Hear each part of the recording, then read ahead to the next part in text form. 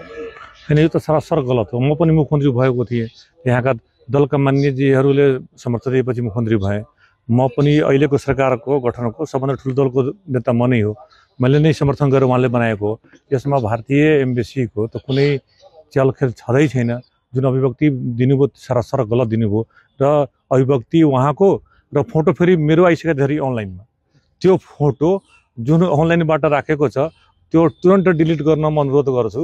र यो अहिलेको सरोज यादव मतलब यो बर्दिवासमा शपथ ग्रहण गरेका रेस्टुरेन्टको सरोज यादवलाई म के अनुरोध गर्न चाहन्छु कि तपाईँ यस्ता अनावश्यक अभिव्यक्ति नदिनुहोस्, किनभने तपाईँको अभिव्यक्तिले भारत र नेपालको जुन हाम्रो सम्बन्ध छ त्यो बिग्रिन सक्छ।